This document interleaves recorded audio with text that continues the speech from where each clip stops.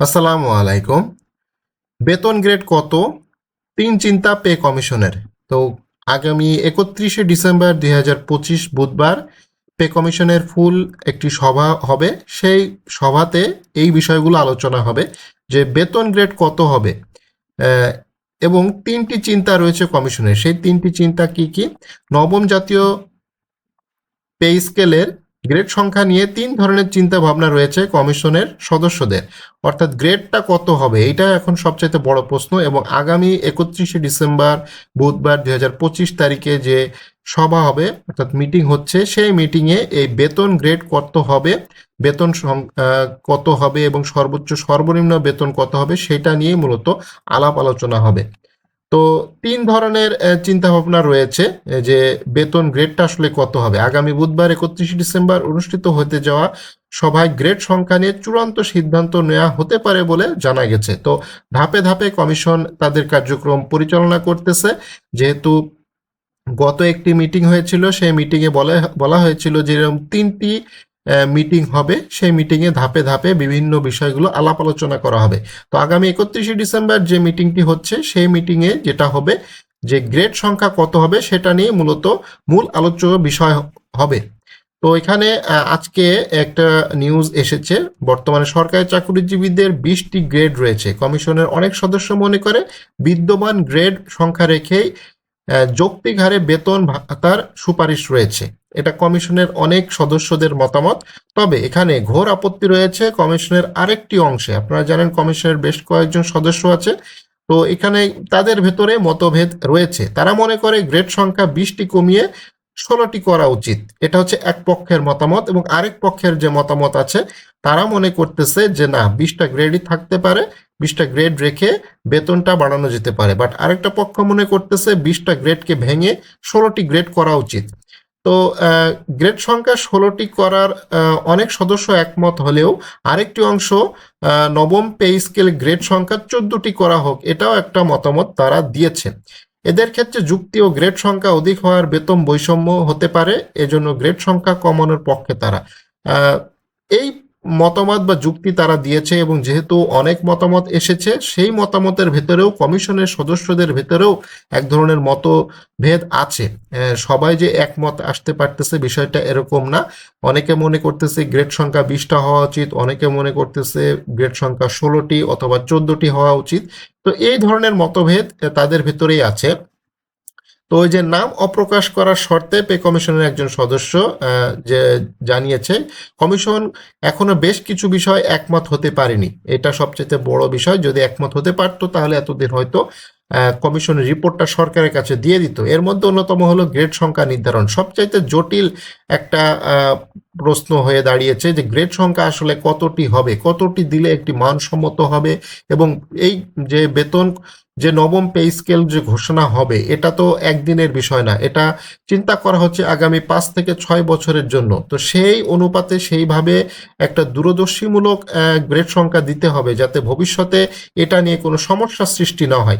Grade সংখ্যা আগের মতো থাকবে কিনা, কমানো হবে, সে বিষয়ে আগামী 31শে ডিসেম্বর সবাই আলোচনা হবে। খুবই গুরুত্বপূর্ণ একটি বিষয়। এবং এই সভাতে গ্রেড সংখ্যা একটা ফাইনাল করার সম্ভাবনা রয়েছে যতটুকু শোনা যাচ্ছে। গ্রেড সংখ্যা বিষয়ে চূড়ান্ত হলে কমিশনের সব সদস্য এ বিষয়ে একমত পোষণ করতে হবে। অবশ্যই তাদেরকে একমত অবস্থায় আসতে হবে যে গ্রেড সংখ্যা আসলে কমানো হবে কিনা বা 20টা গ্রেডই থাকতেছে কিনা। বুধবারের সভায় কোন কোন বিষয়ে আলোচনা করা হবে এই প্রশ্নের জবাবে ওই কর্মকর্তা আরও বলেন আলোচনা হবে অনেক বিষয় নিয়েই, তবে মূলত গ্রেড সংখ্যা কতটি হবে, সর্বোচ্চ এবং সর্বনিম্ন বেতন নির্ধারণ করা হবে, এই দুটো বিষয়ে বেশি গুরুত্ব দিয়ে আলোচনা করা হবে। এবং বিষয়গুলো চূড়ান্ত হলে কমিশন দ্রুত সময়ে তাদের যে সুপারিশ আছে সেটা তারা জমা করবে। এবং এই গ্রেড এবং সর্বোচ্চ সর্বনিম্ন যে বেতনটা আসলে কত হচ্ছে, এটা হচ্ছে মূল ফ্যাক্ট, এটা হচ্ছে কমিশনের মূল লক্ষ্য। এই দুইটা জিনিস যখন তারা একমত হতে পারবে, তারপরে আসলে ভাতার বিষয়গুলো আসে। ভাতার বিষয়টা আসলে পার্সেন্টেজ হিসেবে করা হয়, যে 20%, 30%, 50%, হ্যাঁ, এইভাবে পার্সেন্টেজ হিসেবে করাবে। সেখানে যদি 2-1% বা 5%, 10% কম বেশি হয় তাহলে কিন্তু কোনো সমস্যা নয়। বাট গ্রেড এবং বেতন, সর্বোচ্চ সর্বনিম্ন বেতন, এইটা যদি ফার্স্টে নির্ধারণ করা যায় তাহলে ওই পার্সেন্টেজ অর্থাৎ বিভিন্ন ভাতার যে পার্সেন্টেজ সেটা আসলে কোনো বিষয় না। এটা যদি 2-1% কম বেশি হয় এটা কারণ মতভেদ থাকে না। বাট গ্রেড সংখ্যা এবং সর্বনিম্ন সর্বোচ্চ যে বেতনের বিষয়টা এটা যদি প্রথমেই একমত না হয় তাহলে অনেক সমস্যা হয়। জানা গেছে নবম পে স্কেলে বিভিন্ন সংস্থা সংগঠন হতে প্রাপ্ত মতামত চুলচেরা বিশ্লেষণ করতেছে জাতীয় বেতন কমিশন। তবে এখনো সম্পূর্ণ প্রতিবেদন লেখার কাজ হয়নি বলে জানিয়েছে পে কমিশন। তারা ড্রাফট তৈরি করেছে, সম্পূর্ণ প্রতিবেদন এখনো তারা লেখেনি, অল্প অল্প কিছুটা খসড়া তারা প্রস্তুত করেছে। সোমবার কমিশনের একটি সূত্র জানিয়েছে কমিশনের সাম্প্রতিক মহাসমাবেশ কিংবা বুধবার থেকে কঠোর কর্মসূচি কোনো কিছুতেই তারা বিচলিত নন। আসলে এই বিষয়ে তাদের আসলে বিচলিত হওয়ার কথাও না, তারা আসলে তাদের কাজ করে যাচ্ছে। বাস্তবসম্মত একটি সুপারিশ প্রস্তুতির দিকে মনোযোগ দিচ্ছে কমিশন। এজন্য প্রতিটি সংস্থা, দপ্তর, সংগঠন এবং প্রাপ্ত প্রস্তাব গভীরভাবে পর্যালোচনা করা হচ্ছে। এ কার্যক্রম শেষ হতে আরও বেশ কিছুদিন সময় প্রয়োজন হবে। তো তারা বলেছিল 3টি ফুল সভা হবে, 3টির ভিতরে অলরেডি একটি হয়ে গেছে এবং আরেকটি করার প্রস্তুতি চলতেছে। অর্থাৎ আগামী বুধবার 31শে ডিসেম্বর সেকেন্ড যে মিটিং সেটা অনুষ্ঠিত হবে। এরপরে সেকেন্ড মিটিংয়েই আসলে বোঝা যাবে যে এইটাই কি শেষ মিটিং হতে যাচ্ছে নাকি আরও একটি মিটিং তারা করবে। যদি করে তাহলে সেই মিটিংটাই হবে ফাইনাল মিটিং। ওই মিটিং শেষ করেই মূলত পে কমিশন তাদের যে চূড়ান্ত রিপোর্ট সেটা সরকারের কাছে জমা দিবে। তো এখানে যে বিষয়গুলো গত আগামী যে 31শে ডিসেম্বরে আলোচনা হবে সেটা হচ্ছে গ্রেড সংখ্যা এবং সর্বোচ্চ সর্বনিম্ন বেতনের যে বিষয়টা।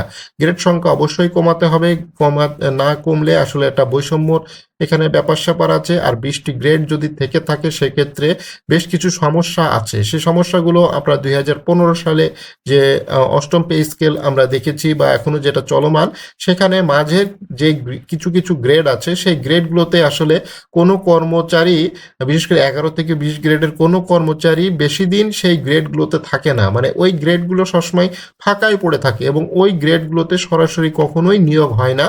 তো এই বিষয়গুলো অবশ্যই বুঝতে হবে। তো মানে এটা একটা খামাখা ওই গ্রেডগুলো রাখার কোনো প্রয়োজন নাই। এই গ্রেডে কোনো কর্মচারী বেশি দিন ওই গ্রেডে থাকেও না, অর্থাৎ সে কিছুদিন পরে গ্রেড চেঞ্জ হয়ে অন্য গ্রেডেও চলে যাচ্ছে। যেহেতু 10 বছর বা 17 বছর পরে একটা উচ্চতর গ্রেড লাগে, সেই ক্ষেত্রে ওই গ্রেডগুলো কিন্তু সবসময় ফাঁকায় পড়ে থাকে। তো এটার একটা যুক্তি আছে এবং গ্রেডটা যেহেতু কমে যাবে, সে গ্রেড কমলে অবশ্যই বৈষম্য কম হবে, কর্মচারীদের ভিতরে আস্থা বাড়বে।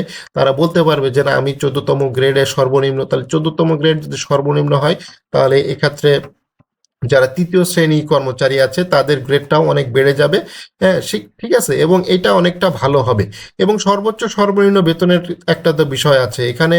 সর্বোচ্চ যে বেতন 78,000 টাকা বর্তমানে, সেটা কি ডাবল করা হবে কিনা, বা 1 লক্ষ টাকা বা আর অল্প কিছু টাকা বৃদ্ধি করা হবে কিনা, এবং সর্বনিম্ন যাদের আছে 8,250 টাকা সেটাকে বাড়িয়ে ডাবল করা হবে কিনা, সর্বোচ্চ 20,000 টাকা বেসিক করা হবে কিনা, এই বিষয়গুলো খুবই গুরুত্বপূর্ণ। তো আগামী 31শে ডিসেম্বর 2025 যে বেতন গ্রেড কত হবে সেটা নিয়ে আলোচনা সবচাইতে বেশি হবে এবং সর্বোচ্চ সর্বনিম্ন বেতন কত হবে সেই বিষয়গুলো নিয়ে আলোচনা হবে আগামী 31শে ডিসেম্বর। কমিশনের যে সেকেন্ড যে মিটিং বা ফুল একটা সভা অনুষ্ঠিত হবে, সেই সভায় মূলত বোঝা যাবে সরকারি কর্মকর্তা কর্মচারীদের জন্য কি ধরনের সংবাদ অপেক্ষা করতেছে।